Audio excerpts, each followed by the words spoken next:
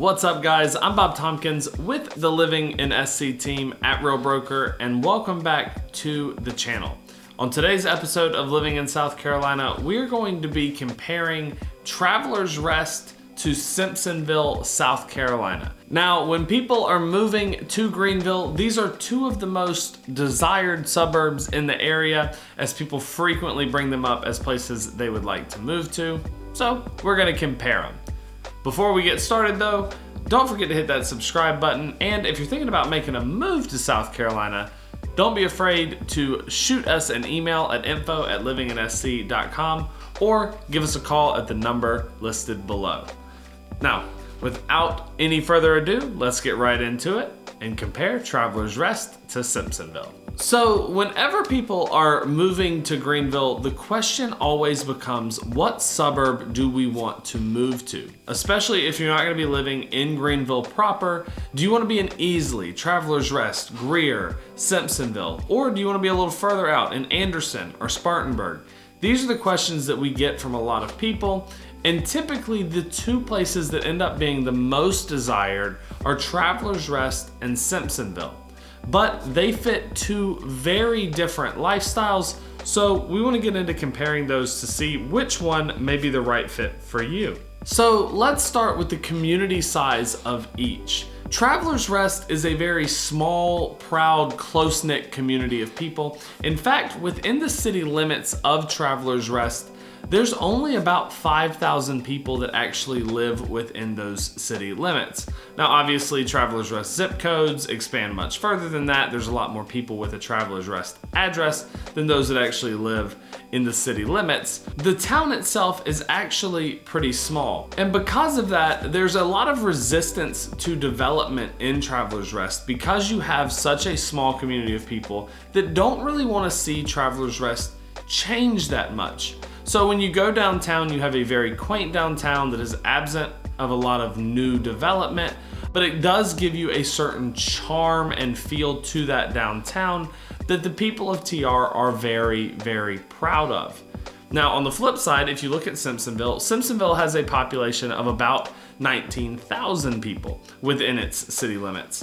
And certain areas of Simpsonville, like Five Forks, have actually seen a lot of development, especially when you're looking at residential housing.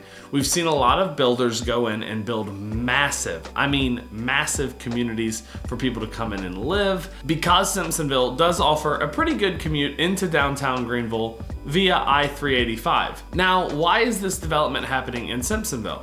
Well, a lot of people will give credit to the schools, as Simpsonville is known for having some of the better elementary and middle schools, or at least more desired elementary and middle schools in the area, so they're great for that early education of people's children. Also, you have a lot of shopping on Woodruff Road, Haywood Road that are very convenient to Simpsonville, where if you're on that north side around TR, you may not have that. Next, let's talk about affordability. So both TR and Simpsonville tend to be two of the more expensive suburbs of Greenville, as they are two of the most desired, but their price points actually differ by quite a bit. For example, just to get a quick snapshot of what this affordability looks like, if you take all the homes that are zoned for Travelers Rest High School, now obviously there's other high schools in and around that area, but if you just take those that are zoned for Travelers Rest, and you look at the average price point of homes that have sold in the MLS over the last 12 months,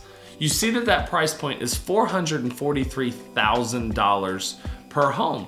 Comparatively, in Simpsonville, if we take Hillcrest High School, which is the most central high school for Simpsonville, and you look at the homes that have sold in the MLS over the last 12 months there, the average price point is $361,000.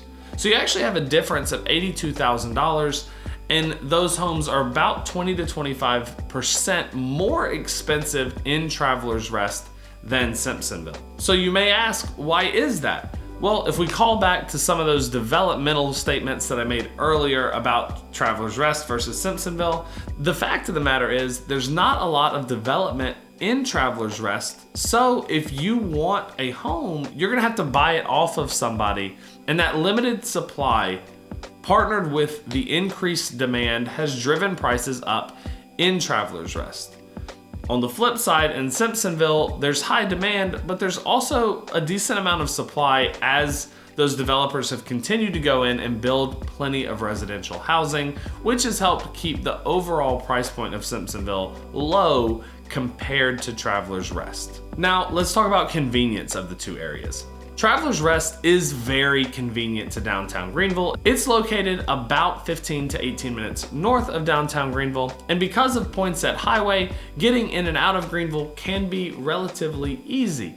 Also, you have Highway 25, which runs all the way up to Interstate 26, which cuts over to Asheville, and you can actually get to Asheville, North Carolina, in about an hour from Travelers Rest. So if getting into the mountains, getting to Asheville, if a commute into downtown Greenville are important to you, Travelers Rest can easily check those boxes.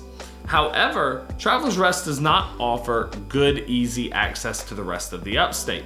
It is pretty disconnected from the interstate system that runs through the upstate, and there's not any clear, easy paths to get, let's say, from TR over to Anderson or from TR to Greer or Spartanburg. You kind of have to work your way into Greenville and then back out if you need to get to those other areas. Comparatively, if you're in Simpsonville, you're actually located right around where I-85 and I-385 cross, which gives you tremendous access to all that the upstate needs to offer. So let's say you work a job that requires you be in Greer some days, Anderson some days, downtown Greenville other days. Simpsonville is gonna provide you a much easier commute because you're gonna be able to hop on that interstate and just kind of jump all around the upstate as a result. It also is much closer to Columbia, and some jobs will require you to be in both Greenville and Columbia, depending on the industry that you work in. So Simpsonville allows for you to get down to Columbia in about an hour to an hour and 15 minutes, which can serve as a major convenience for those people that need to be there. Also, you get much easier access to the beach, where you can be down to Charleston and its surrounding beaches in 3 hours, maybe even just under 3 hours.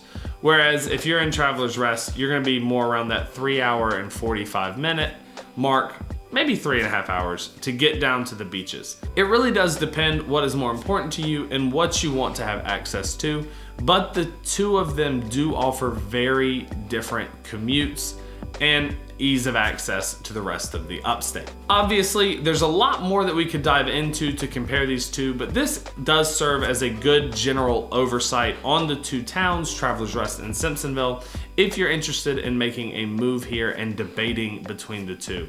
So once again, my name is Bob Tompkins with the Living in SC team at Real Broker.